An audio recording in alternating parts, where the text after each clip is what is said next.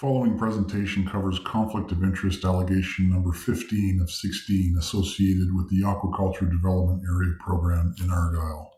Evidence demonstrates that municipality staff supported Deon's Oysters in selecting their desired ADA locations in residential areas. They minimized public consultation and performed data bias to support the locations sought by Deon's in residential areas of Argyll. While this was done during the development stage of the ADA program, it is very concerning that two staff members from Argyll Municipality then accepted positions on the ADA evaluation panel, reviewing the very same Deon's application they had assisted in advancing during the earlier development phase. This is strictly prohibited in any modern tendering activity. Their participation in the early development phase, the evaluation phase, and the final award determination constitutes at minimum a reasonable apprehension of bias and an apparent conflict of interest. Such dual role involvement is incompatible with the principles of procedural fairness, impartial decision-making, and procurement integrity. This is anti-competitive in nature and supports an allegation of bid rigging. Let's take a look at the evidence.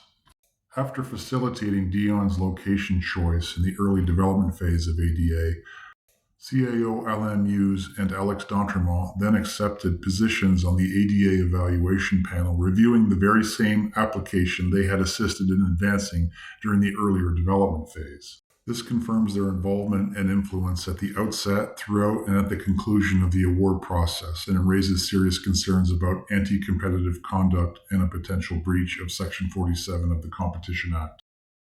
By including Alain and Alix on the decision panel, it provided an ability for them to control, influence, and recommend the awards. In short, Alain Muise and Alix Dentremont reviewed and influenced decisions on applications they improperly influenced during the earlier development stage of ADA. This is a real conflict of interest. The following email shows additional manipulation of the ADA tendering process. It confirms Site 8012 was already assigned to Deon's before tendering even began. This is what happens when you include an applicant on the steering committee. Recognizing this would expose their bias and intent to award the location to Deon's, Alix Dentremont removed the name entirely. It's additional evidence to show that the process was rigged for Deon's award. Additional emails show that the municipality and the province can't keep their story straight on locations, including maps and what was shared with who and when. The next email provides additional proof to show the ADA map was continually manipulated to serve Deon's interests.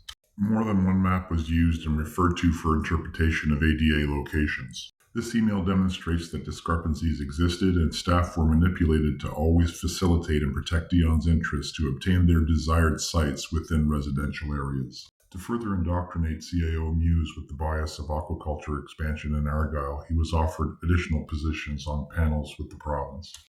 This explains his bias for industry and ongoing prejudice for the concerns of the local residents. This Aquaculture Regulatory Advisory Committee is all industry representation and lobbying. Email evidence shows this industry has influence over CAO Muise, which was then extended as prejudice to the constituents of Argyll. Records show that CAO Muise protected and shepherded the desired ADA outcome and ran all traps for the province locally. This included managing the constituents as friction to overcome. This posture was supported by the former warden Danny Muise and the current warden Nicole Albright. CAO Muise was a tool for the industry and the province to tamp down any negative sentiment received from locally concerned residents who would be directly affected by ADA. Multiple emails show travel expense reimbursement and stipends are an incentive for CAO Muise. Any form of compensation associated with these roles, including travel stipends, could create perceived loyalty or alignment with industry objectives. In addition, his effort is on the municipality's company time. While the CAO is working on this panel, he is not working on his municipal priorities and files, yet his salary is being paid for by local tax dollars. Ironically, this is taking local Argyll constituents' tax dollars to work against the will of the same constituents. Due to concerns and complaints from residents in Argyll, CAO Muise recruited and hired a Halifax PR firm to counter the emerging bad publicity on ADA.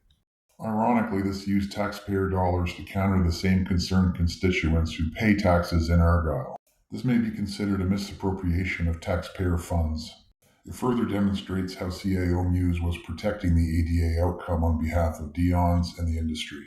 He always created a perception that concerns and complaints were being addressed, yet they never were. They were being countered at every turn. The municipality always informed the province when key information was sought by constituents to help prepare defensive positions. MODA and the province never took the time to understand the concerns from residents. Their initial and only reaction was defensive and dismissive. This is the result when no or ineffective public engagement is performed. The integrity of a public award process requires not only actual impartiality, but the clear absence of circumstances that would give rise to a reasonable perception of bias, where individuals assist in shaping an application or its supporting framework and then participate in its evaluation or approval. The independence of the process is fundamentally compromised, as we see here. Thank you.